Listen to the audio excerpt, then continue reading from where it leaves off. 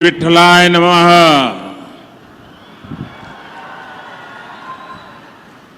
नमो सद्गुरु तुक्या ज्ञान दीपा। नमो सद्गुरु सच्चिदानंद रूपा। नमो सद्गुरु भक्त कल्याण मूर्ति। नमो सद्गुरु भास्करा पूर्ण कीर्ति। मस्तक है पायावरी या वारकरी संताच्या।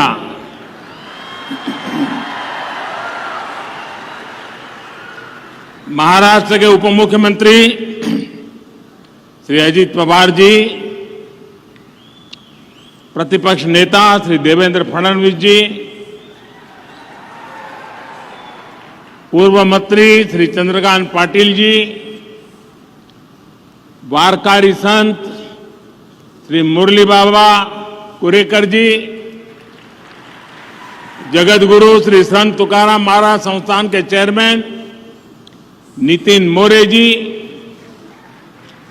आध्यात्मिक अघाड़ी के प्रेसिडेंट आचार्य श्री तुषार भोसले जी,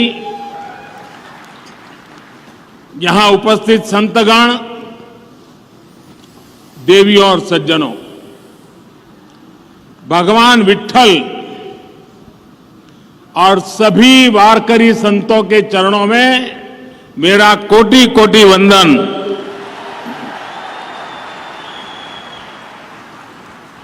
हमारे शास्त्रों में कहा गया है कि मनुष्य जन्म में सबसे दुर्लभ संतों का सत्संग है। संतों की कृपा अनुभूति हो गई तो ईश्वर की अनुभूति अपने आप हो जाती है। आज देहू की इस पवित्र तीर्थ भूमि पर मुझे यहां आने का सौभाग्य मिला और मैं भी यहां वही अनुभूति कर रहा हूं। देहू संत शिरोमणि जगतगुरु तुकाराम जी की जन्मस्थली भी है, कर्मस्थली भी है। धन्य देहू गांव पुण्य भूमि ठाव, तेथे नांदे देव पांडुरंग। धन्य क्षेत्रवासी लोकते देवाचे, उच्चारिती वाचे नाम घोष।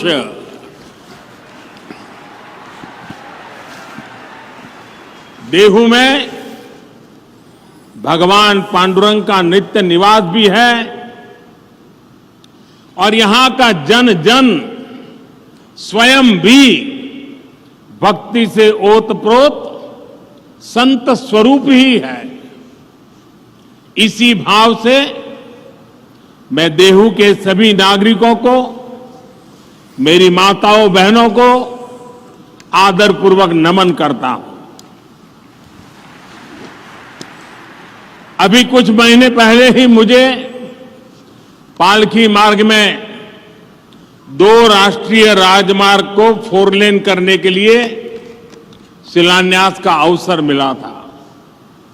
श्री संत ज्ञानेश्वर महाराज पालकी मार्ग का निर्माण 5 चरणों में होगा और संत तुकाराम महाराज पालकी मार्ग का निर्माण 3 चरणों में पूरा किया जाएगा। इन सभी चरणों में 350 किलोमीटर से ज्यादा लंबाई के हाईवे बनेंगे और इस पर 11,000 करोड़ रुपए से भी अधिक का खर्च किया जाएगा। इन प्रयासों से क्षेत्र के विकास को भी गति मिलेगी। आज सौभाग्य से पवित्र शिला मंदिर के लोकार्पण के लिए मुझे देहू में आने का सौभाग्य मिला है। जिस शिला पर स्वयं संत तुकाराम जी ने 13 दिनों तक तपस्या की हो, जो शिला संत तुकाराम जी के बोध और वैराग्य की साक्षी बनी हो, मैं मानता हूं कि वो सिर्फ शिला नहीं, वो तो भक्ति और ज्ञान की आधारशिला स्वरूप है। देहू का शिला मंदिर न केवल भक्ति की शक्ति का एक केंद्र है, बल्कि भारत के सांस्कृतिक भविष्य को भी प्रशस्त करता है। इस पवित्र स्थान का पुनर्निर्माण करने के लिए मैं मंदिर न्यास और सभी भक्तों का हृदयपूर्वक अभिनंदन करता हूं, आभार व्यक्त करता हूं। जगतगुरु संत तुकाराम जी की गाथा कहा था, जिन्होंने संवर्धन किया था, उन संताजी महाराज जगनाड़े जी, इनका स्थान सदुम्बरे भी पास में ही है। मैं उनको भी नमन करता हूं। साथियों, इस समय देश अपनी आजादी का अमृत महोत्सव मना रहा है। हमें गर्व है कि हम दुनिया की प्राचीनतम जीवित सभ्यताओं में से एक है।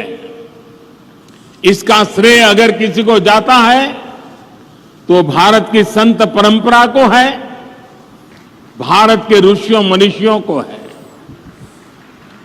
भारत शाश्वत है क्योंकि भारत संतों की धरती है। हर युग में हमारे यहां देश और समाज को दिशा देने के लिए कोई न कोई महान आत्मा अवतरित होती रही है। आज देश संत कबीरदास की जयंती मना रहा है। ये संत ज्ञानेश्वर महाराज, संत निवृत्तिनाथ महाराज, संत सोपन देव और महान आदिशक्ति मुक्ताबाई जैसे संतों की समाधि का 725वां वर्ष भी है। ऐसी महान विभूतियों ने हमारी शाश्वतता को सुरक्षित रखकर भारत को गतिशील बनाए रखा। संत तुकाराम जी को तो संत बहिणाबाई ने संतों के मंदिर का कलश कहा है। उन्होंने कठिनाई और मुश्किलों से भरा जीवन जिया। अपने समय में उन्होंने अकाल जैसी परिस्थितियों का सामना किया। संसार में उन्होंने भूख देखी, भूखमरी देखी। दुख और पीड़ा के ऐसे चक्र में जब लोग उम्मीद छोड़ देते हैं, तब संत तुकाराम जी समाज ही नहीं बल्कि भविष्य के लिए भी आशा की किरण बनकर उभरे। उन्होंने अपने परिवार की संपत्ति को लोगों की सेवा में समर्पित कर दिया। ये शिला उनके उसी त्याग और वैराग्य की साक्षी है। साथियों, संत तुकाराम जी की दया, करुणा और सेवा का बोध उनके अभंगों के रूप में आज भी हमारे पास है। इन अभंगों ने हमारी पीढ़ियों को प्रेरणा दी है। जो भंग नहीं होता, जो समय के साथ शाश्वत और प्रासंगिक रहता है, वही तो अभंग होता है।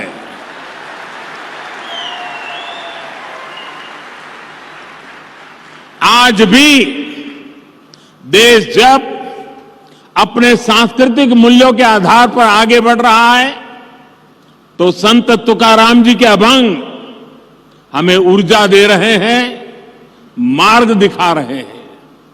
संत नामदेव, संत एकनाथ, संत सावता महाराज, संत नरहरि महाराज, संत सेना महाराज, संत गौरोबा काका, संत चोखा मेला, इनके प्राचीन अभंगों से हमें नित नई प्रेरणा मिलती है। आज यहां संत चोखा मेला और उनके परिवार द्वारा रचित सार्थ अभंग गाथा के विमोचन का भी मुझे सौभाग्य मिला है। इस सार्थ अभंग गाथा में इस संत परिवार की 500 से ज्यादा अभंग रचनाओं को आसान भाषा में अर्थ सहित बताया गया है। भाइयों और बहनों, संत तुकाराम जी कहते थे, ऊंच नीच काहि नेणे भगवंत, अर्थात समाज में ऊंच नीच का भेदभाव, मानव मानव के बीच फर्क करना, ये बहुत बड़ा पाप है। उनका ये उपदेश जितना जरूरी भगवत भक्ति के लिए है, उतना ही महत्वपूर्ण राष्ट्र भक्ति के लिए भी है, समाज भक्ति के लिए भी है। इसी संदेश के साथ हमारे वारकरी भाई बहन हर वर्ष पंढरपुर की यात्रा करते हैं। इसलिए आज देश सबका साथ, सबका विकास, सबका विश्वास, सबका प्रयास के मंत्र पर चल रहा है। सरकार की हर योजना का लाभ हर किसी को बिना भेदभाव मिल रहा है। वारकरी आंदोलन की भावनाओं को सशक्त करते हुए देश महिला सशक्तिकरण के लिए भी निरंतर प्रयास कर रहा है। पुरुषों के साथ उतनी ही ऊर्जा से वारी में चलने वाली हमारी बहनें पंडरी की वारी अवसरों की समानता का प्रतीक रही है। साथियों, संत तुकाराम जी कहते थे, जेका रंजले गांजले, जेका रंजले गांजले, त्यासी मणे जो आपुले, तोची साधु ओळखवा, देव तेथेची जानवा। यानी समाज की अंतिम पंक्ति में बैठे व्यक्ति को अपनाना, उनका कल्याण करना, यही संतों का लक्षण है। यही आज देश के लिए अंत्योदय का संकल्प है, जिसे लेकर देश आगे बढ़ रहा है। दलित, वंचित, पिछड़ा, आदिवासी, गरीब, मजदूर, इनका कल्याण आज देश की पहली प्राथमिकता है। भाइयों और बहनों, संत अपने आप में एक ऐसी ऊर्जा की तरह होते हैं जो भिन्न भिन्न स्थितियां, परिस्थितियों में समाज को गति देने के लिए सामने आते हैं। आप देखिए, छत्रपति शिवाजी महाराज जैसे राष्ट्र नायक के जीवन में भी तुकाराम जी जैसे संतों ने बड़ी अहम भूमिका निभाई है। आजादी की लड़ाई में वीर सावरकर जी को जब सजा हुई, तब जेल में वो हथकड़ियों की चिपली जैसा बजाते हुए तुकाराम जी के अभंग गाया करते थे। अलग अलग कालखंड, अलग अलग विभूतियां, लेकिन सबके लिए संत तुकाराम जी की वाणी और ऊर्जा उतनी ही प्रेरणादायक रही है। यही तो संतों की वो महिमा है जिसके लिए नेति नेति कहा गया है।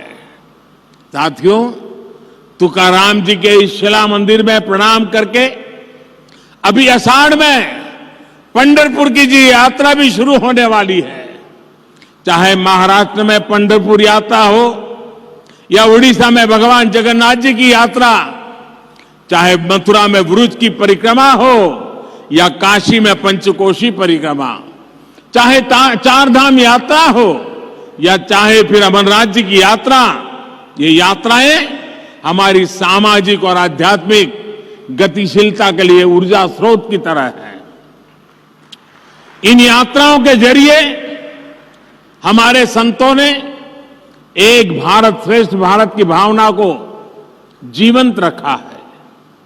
विविधताओं को जीते हुए भी भारत हजारों वर्षों से एक राष्ट्र के रूप में जागृत रहा है, क्योंकि ऐसी यात्राएं हमारी विविधताओं को जोड़ती रही है। भाइयों और बहनों, हमारी राष्ट्रीय एकता को मजबूत करने के लिए आज ये हमारा दायित्व है कि हम अपनी प्राचीन पहचान और परंपराओं को चैतन्य रखें। इसलिए आज जब आधुनिक टेक्नोलॉजी और इंफ्रास्ट्रक्चर भारत के विकास का पर्याय बन रहे हैं, तो हमें ये सुनिश्चित कर रहे हैं कि विकास और विरासत दोनों एक साथ साथ आगे बढ़े। आज पंढरपुर पालकी मार्ग का आधुनिकीकरण हो तो चार धाम यात्रा के लिए भी नए हाईवे बन रहे हैं। आज अयोध्या में भव्य राम मंदिर भी बन रहा है। काशी विश्वनाथ धाम परिसर भी अपने नए स्वरूप में उपस्थित है और सोमनाथ जी में भी विकास के बड़े काम किए गए हैं। पूरे देश में प्रसाद योजना के तहत तीर्थ स्थानों और पर्यटन स्थलों का विकास किया जा रहा है। महर्षि वाल्मीकि जी ने रामायण में भगवान राम से जुड़े जिन स्थलों का जिक्र किया है, रामायण सर्किट के रूप में उनका भी विकास किया जा रहा है।